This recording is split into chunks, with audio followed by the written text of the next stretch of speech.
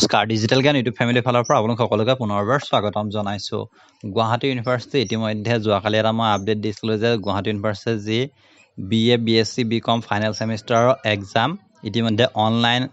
আৰু অফলাইন দুইটা মোডতে অনুষ্ঠিত হ'ব ইয়াৰ কাৰণে তোমালোকৰ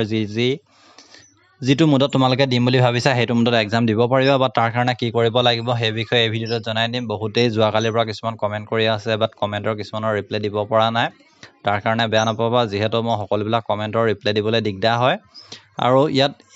এই ভিডিঅ'টোত মই তাৰ বিষয়ে জনাই দিম বাট আপডেটটো দিয়াৰ আগতে যদি চেনেলটো নতুনকৈ ভিজিট কৰিছা তেন্তে চেনেলটো ছাবস্ক্ৰাইব কৰিব নাপাহৰিবা আৰু কাষতে থকা বেল আইকনটো প্ৰেছ কৰিব নাপাহৰিবা আৰু আমাৰ এটা হোৱাটছআপ গ্ৰুপ আছে ইনষ্টাগ্ৰাম মতো ফ'ল' কৰি তাত DM কৰিব পাৰে বা নতুবা আমাৰ টেলিগ্ৰাম গ্ৰুপ আছে তাতো তোমালোকে জইন কৰি ল'ব পাৰিবা আৰু আসাম পুলিচৰ মই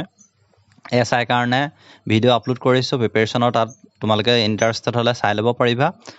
আৰু নেক্সট যেটো কৈছে অনলাইন এইটো তোমালোকে চাই ল'ব পাৰিবা যেটো option for online offline examination for undergraduate course আৰু আণ্ডাৰ গ্ৰেজুৱেট কোৰ্ছৰ কাৰণে তোমালোকে এখন ফৰ্ম ছাবমিট কৰিব লাগিব য'ত অনলাইন আৰু অফলাইন দুইটা অপশ্যন আছে তোমালোকে যেটো সিলেক্ট কৰা সেইটোৱে হ'ব আৰু তাৰ কাৰণে তোমালোকে যাব লাগিব GU অফিচিয়েল পৰ্টেলটোলে GU অফিচিয়েল যেতিয়া পৰ্টেলটোলে যাব তাত ফাৰ্ষ্ট যেটো ওলাব যেটো সেকেন্ডত আছে student portal examination from login আৰু ইয়াত যেতিয়া ক্লিক কৰিবা ইয়াত ক্লিক কৰা মাত্ৰকে তোমালোকক যেটো লগইন পৰ্টেল লাভ হয় এই লগইন পৰ্টেলটোত মই তোমালোকক লগইন কৰি এই কাৰণে দেখাই দিব নোৱাৰো যেহেতু মোৰ ওচৰত যেটো এপ্লিকেশ্যন নাম্বাৰ ৰেজিষ্ট্ৰেশ্যন নাম্বাৰ বা ৰোল নাম্বাৰ নাই আৰু তেনেকুৱা ধৰণৰ কোনো পাছৱৰ্ড নাই যদি পাছৱৰ্ড থাকিলে মই তেন্তে জনাই দিব পাৰিলো হয় তোমালোকে যদি কাৰোবাৰ ইন্টাৰেষ্টেড হয় তেন্তে মোক মেইল কৰিব পাৰা নতুবা ইনষ্টাগ্ৰামতো দিব পাৰা but proper application number registration number দিবা বা পাছৱৰ্ড দিবা যদি তোমালোকে বিচৰা তেন্তে মই লগইন কৰি তোমালোকক নেক্সট ভিডিঅ'ত দেখাই দিম কেনেকৈ অনলাইন কৰিব লাগে বা কেনেকৈ অফলাইন কৰিব লাগে হেতু দেখাই দিম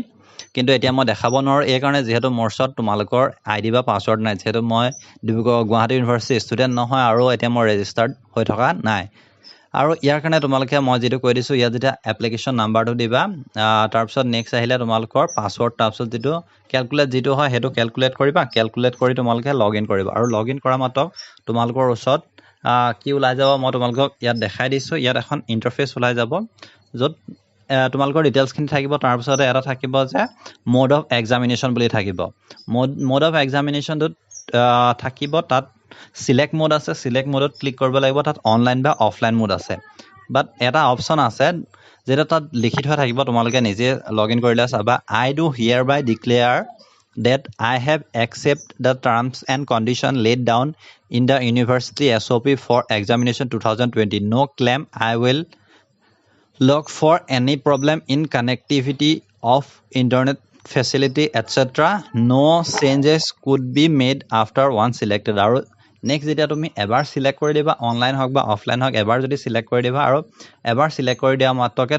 তোমালোকে ইয়াত কোনো ধৰণৰ নেক্সট আকৌ তুমি সিলেক্ট কৰিব নোৱাৰা এবাৰে সিলেক্ট কৰিব লাগিব হে এবাৰতে অনলাইন হক বা অফলাইন হক সিলেক্ট কৰিব লাগিব